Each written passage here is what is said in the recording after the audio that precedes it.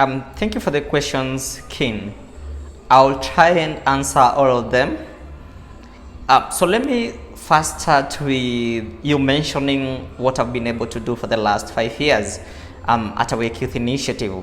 Obviously, I appreciate the fact that you have been one of the key partners in supporting our work, and I appreciate the presence of your organization within what we do. And obviously, this is something that our board talks about all the time. And obviously, also thank you for having this session with me. So obviously, I'm so proud of the work that we've been able to do in the last 5 years, and more especially in 2020 being a very disruptive year, working with 273 youth leaders, impacting 2,700 plus community members, and bringing on partner organizations. It's been a very, very, very productive year, especially for me as the CEO. And you know that my position is critical because I have a board that looks at my performance. So this is something that reminds me of the greatest African writer, Chinua Achebe, in his book Things Fall Apart, when he talks about the lizard that jumped from high Iroko tree, and on seeing no one to praise it, then it praised itself. So I have to praise myself. But there is a lot of work to come. After the board had confirmed again my position for the next 5 years, for me, I invited a new lens.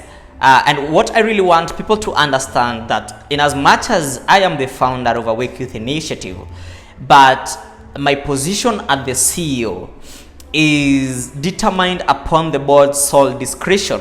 That means that they look at my performance and they ask themselves very critical questions as to whether I have the right knowledge, the right skills to continue with the organization. So this one is the basis of their determination for the extension of my contract. So having said that, 6 years going forward is a little bit tricky than where I started back in 2015, because the focus of the entire board and the entire organization is to set foot as one of the best transformative organizations that has never been seen. And looking at my age and what I have to take also in terms of putting or setting this organization to that need, then it requires a lot of knowledge, it requires a lot of expertise, it requires a lot of help.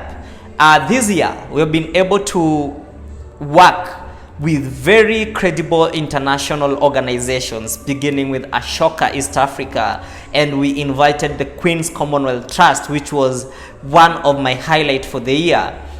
We are also looking forward to bringing in We Are the Family Foundation. We have something with them. Hopefully it will fruiten up. So there is a lot put together in terms of the 6 years. And so beginning my work in 2021, the biggest question that I am asking myself, what does this entire load look like for me? And that will prompt me to launch a 7 impact survey that will define the next phase of Awake. So in this survey, I won't obviously reveal the content of that survey in this call, but just roughly, it will be addressing 7 key areas that I want to put my work on in terms of rebranding and repositioning. And I'm really borrowing from very high profile companies that have been able to rebrand and reposition successfully, because again, that is a very critical thing to do. You don't know if it will give you the effectiveness of your work, or you are even making a mistake. So I am looking at the case studies of institutions like Nike, institutions Coca-Cola, talk about Steve Jobs, Apple, and all that. So I have a lot in mind on what we really want our second phase to look like. But even to punch more, we are so loud on change making and transformational leadership. And this is what I want the communities around us to understand about us. We are able to set strongly on those two catchphrases, and that we don't make poverty a business, so that even how our communication is going to be done is going to be a little bit more different. I just want to bring a whole new era of, doing things systematically and with a lot of dignity. For me, the communities that we serve, even though they are marginalized communities, but they deserve dignity. So how we communicate to them, how we portray those pictures out there, what we give to them should be very promising.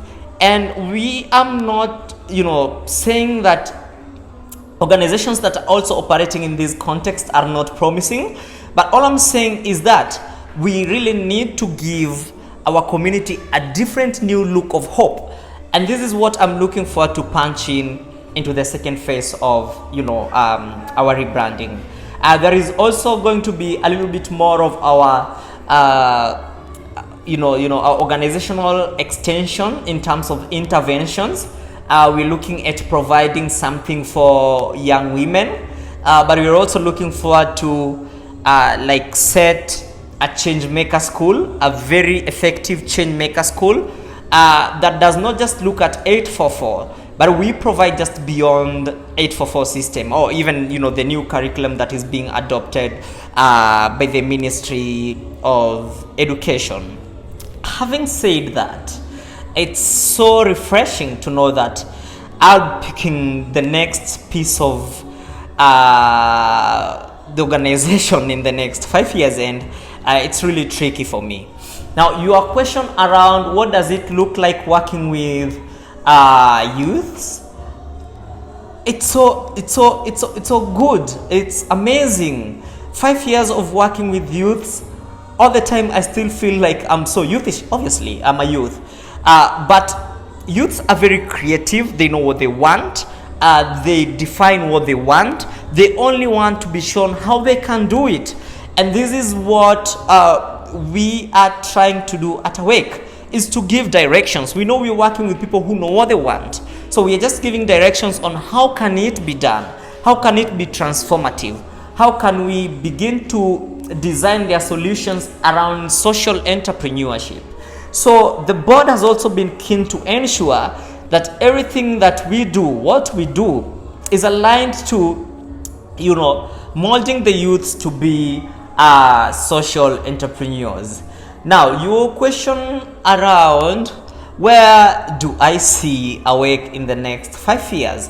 That should be the question that will be answered in the 7 impact survey. So it is not all about me, it's all about what other people think Awake should be in the next 10 years. So that is how I'll answer that question. When you ask me about would I be looking forward to step out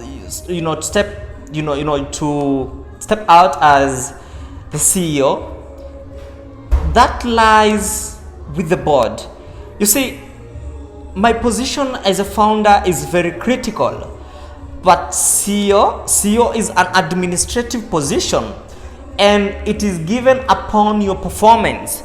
If the board finds it so suitable for me to continue staying as the CEO, I will do that, and I will do everything in my effort to ensure that I make sure that this organization gets to where it needs to get, because we have very solid and very valid strategic dreams and strategic steps that we are taking to ensure we get where we want to get. And if I am not able then to deliver as stated in those goals, then the board will definitely find a reason to kick me out, and I will find a reason to step down. Because why should you insist, or why would I want to insist that I remain the CEO, even though that position I'm not fit enough to perform in it? So yes, obviously I'm not permanent on it.